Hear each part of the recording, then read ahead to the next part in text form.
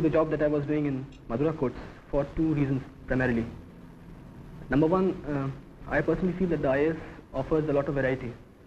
That is, your job keeps on changing in a substantial manner from time to time. While in the private sector, I was in the marketing division of Madura courts, and I would have been a marketing man all my life, which might have got a little boring towards the end. I see. And the second and more important reason is that I feel that this job would give me more satisfaction in terms of a sense of achievement than a job in the private sector. Although it's an exciting job there also, but this is more challenging and more satisfying, I think. Now, Mr. Usmani, in our country we have a mixed economy. Yes, sir. Now, would you tell us what you understand by mixed economy? So, mixed economy is one in which, as a matter of policy, both the public and the private sector are allowed to exist side by side, complementing each other. Yes. And what do you understand by Gandhian economy? So this is a term which has been used of late quite a lot, but not very well understood, I think. So I also don't know very much about it, but I can make a guess. I personally feel that Gandhian economics would mean not industrializing on a very large scale, decentralization, small scale industry, lot of emphasis on agriculture and rural industry. Now, there's just one more question I'd like to ask you before I hand you over to a bodyguard. You are from UP. Yes, sir. Now, do you think UP is too large a state to be administered properly, or should be broken up into two or three states? So I can't say offhand. UP is a very big state, population-wise as well as area-wise. It wouldn't be my idea actually. I've been reading about it in there. A lot of people have been saying that UP should be broken up and it will be administratively much better if UP is broken up into smaller areas. But I don't really have any particular thought of mine on this topic. That's all right. When did you do your management training? So I was in 74, 76. What is the duration? 2 years. Sir. And then you were a management training in Madura. How long? I was in Madura course for 10 and a half months. Right. Now, with your background, if you be able to tell us the qualities that go to build a successful executive or a successful administrator. Business magazine rigorously describes a successful executive as one who can delegate all the responsibilities, shift all the blame, and appropriate all the things. But I don't think you agree. I don't agree either. But you tell us from your past experience. A successful executive or a successful administrator should possess basically two qualities. Number one, he should be absolutely thorough about the job that he's doing, that is technical expertise. In whatever area he is, he should know more than his subordinates about the job that he's supposed to get done out of them. And secondly, I think he should be very good in human relations. That is, in establishing a good working relationship with his subordinates and his superiors and his peers. These two qualities, I think, are the essential qualities of a successful executive. What about leadership? Leadership, I think, is a specific quality which comes in that human relations aspect. That is a general, there's a general quality which contains a lot of specific factors like leadership, motivation of subordinates, good relations within the office, no acrimony between peers. So all these things, I think, should be covered by the general factor, the general quality of human relations, good human relations. Because a district administrator has got to lead the team. He's got to be a good leader. Yes, sir. Okay, thank you. Mr. Usmani, I find that you have offered two papers on European history.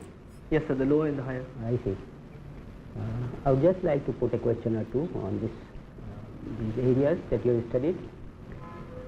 What would have been the consequences of a decision to open the second front not on Normandy beach but in Southeast Europe, in the Balkan area somewhere there? If the Second World War, if the second front had been open in the south of Europe, that is in the Balkans, then the Americans and the British armies would have been able to come across all these countries. Mr. Usmani, I'll take you up from one of the answers you gave to my colleague. Yes, ma'am. You said international law started with the Crimean War.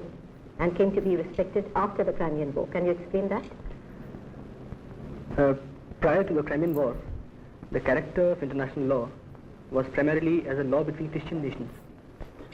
It was only after the Crimean War that Turkey was included in the family of nations, and being a non-Christian country, the character of international law became really international after that. What would you say is the position of international law today? Can you please elaborate this question? You see, because the general impression is that international law is not respected by the different nations of the world. The question that you're asking is primarily that whether international law is a law at all, or does it have any validity in the contemporary world? well, it does not have a validity which is comparable to municipal law in a country, but it certainly has a validity of its own, because there are certain kinds of sanctions which are imposed on a country which does not obey international law. For instance, the first and the most important sanction is that of the United Nations. Mr. Usmani, although your first preference is the administrative service, I'm sure that you take some interest in international affairs. Yes, I do, sir. What kind of reading do you do? in Nothing, international affairs? What nothing in particular particular, country? but I've been reading the Time, for instance. But what particular country you focus your interest in the international field? China, for instance, sir. That. What about the Arab world, for instance? I'm interested in that also. You know, because in November last, a very historic trip was made by President Sadat to Israel.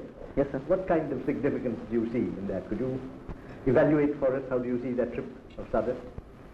So by making the trip, Sadat, in a way, gave de facto recognition to Israel. Not de jure, but de facto recognized that Israel is a country which exists. Till then, the Arab world has had more or less negated the existence of Israel. They had not been willing to accept that Israel exists. So that is the significance of But the it has caused a lot of hostility in the rest of the Arab world. Do you think he'd be able to pull it off, so to speak? You know, a lot of countries like Saudi Arabia Yes, sir. and Jordan, Syria. Syria. So you don't think it's too much of a risk? Sir, I think personally that Sadat is looking after the interest of Egypt more than the interest of the Arab world. That is, he is going away from the course that Nasser had laid for Egypt as a leader of the Arab world. Yes.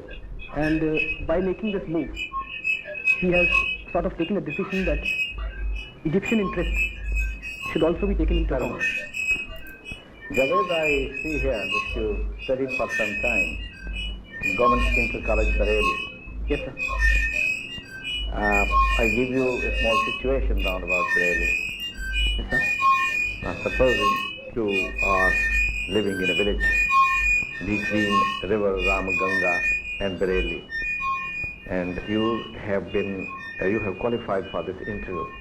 Sir. And you have planned to leave early in the morning, 3 o'clock, 3 a.m., to catch the train from Bareilly to reach here for this interview this morning by 10 o'clock. When you are getting ready, you see or you hear a lot of noise from the nearby Band over river Ramganga, which was in spate, and water is gushing towards your village. Your quick appreciation is that the village, which consists of kacha houses, population about 1,000, will be washed away. You are the eldest son of the village sarpanch. You have to plan your next plan of action, and I want to see your reaction. Here is a complete interview of one of the successful candidates for the civil services. Now, Mr. Javed Usmani, you have this rather surprising record, excellent from intermediate onwards. Thank you, sir. And no, all around, sorry, high school, intermediate, BSc. But then after doing physics, chemistry and mathematics, he branched off to management. Yes, sir. He didn't think of continuing in physics or chemistry or mathematics, one of the sciences. I thought so, but at that point in time I thought that MBA would be better, I see. because after BSc, Yes. I thought of two alternatives as far as job is concerned. Hmm. The IAS and the private sector management. And since my age was not enough to make me eligible for the IAS, I had to wait for 3 years anyway at that time. So I thought that I'll go through both the alternatives, that is, do my